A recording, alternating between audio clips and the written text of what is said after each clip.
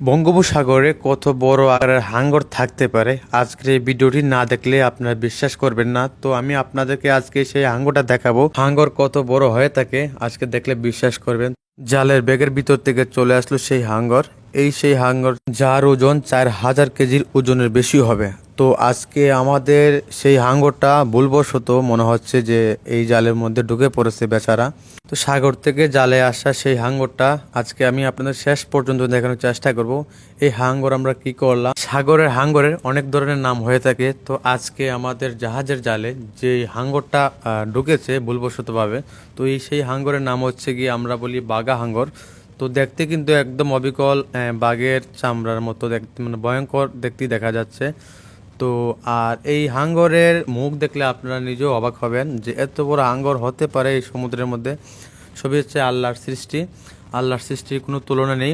প্রাকৃতিক সৌন্দর্য ভরা সাগরের মধ্যে এই পানির নিচে আল্লাহ পাক কত ধরনের মাছ রাখছেন এবং কি কত ধরনের ভয়ঙ্কর প্রাণী রাখছেন তা একমাত্র যারা আমরা সমুদ্রের পথে থাকি, যারা সমুদ্র থেকে মাছ শিকার করি, তারা একমাত্র আমরা দেখতে পারি এবং কি আপনারা দেখেন, আপনাদেরকে আমরা দেখানোর চেষ্টা করি। তো আজকে দেখবেন, শেষ পর্যন্ত দেখবেন এই ভিডিওটা আমরা কি করলাম এই হাঙ্গরটা।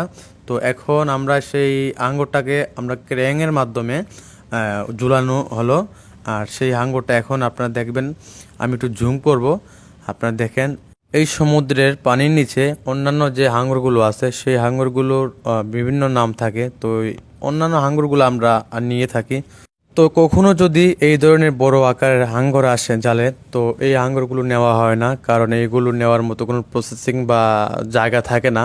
মানে এগুলা অনেক বড় আকারের, যে আমাদের ফ্রিজের কোল্ড স্টোর থাকে, কোল্ড স্টোরের মুখে দিয়ে ঢুকে না এই সমস্ত মাছগুলো। তাই আর কি ওই মাছগুলো আবার সমুদ্রে ফেলে দেওয়া হয়। আপনারা ধৈর্য ধরে ভিডিওটা শেষ পর্যন্ত দেখবেন। তো আমরা হাঙ্গরটাকে ফালানোর জন্য সব কিছু প্রস্তুত করে নিলাম। তো আপনারা ধৈর্য সহকারে ভিডিওটা দেখবেন। তো এগুলো আসলে অনেক রিস্কের ব্যাপার। এই হাঙ্গরগুলো হচ্ছে গিয়ে অনেক ভয়ঙ্কর হাঙ্গর। এই ধরনের বড় আকারের হাঙ্গরগুলো ফেলে দেওয়ার সময় খুবই সতর্ক থাকতে হয়, কারণ এই সমস্ত হাঙ্গরের কোনো অংশ যদি উপর থেকে ছিঁড়ে কোনো মানুষের ওপর পড়ে, সেই মানুষটা আহত হয়ে যায়। শীতের কুয়াশার জন্য জাহাজের বাইরের দৃশ্যগুলো খুব ভালোভাবে দেখা যাচ্ছে না। আমরা যারা এই সমুদ্র পথে মাছ ধরার কাজে আসি, আমরা এই ধরনের অনেক বড় বড় আকারের হাঙ্গর দেখে থাকি। তো এই হাঙ্গরটা আমরা কিভাবে এই সমুদ্রের মধ্যে ফেলে দিলাম আপনারা ভিডিওর শেষ পর্যন্ত দেখবেন।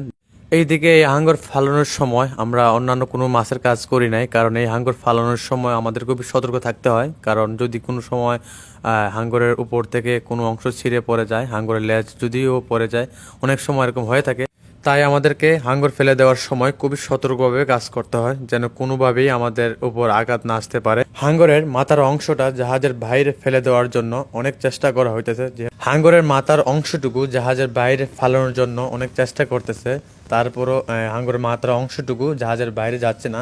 তার জন্য এই দিক দিয়ে রশি দিয়ে চাপ দেওয়া হচ্ছে যেন মাথার অংশটুকু জাহাজের বাইরে চলে যায়।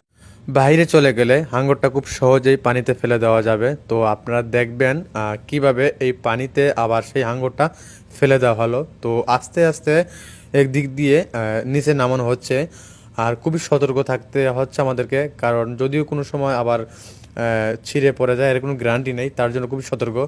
তো একটু চলে গেলেই আর কোনো চিন্তা নেই।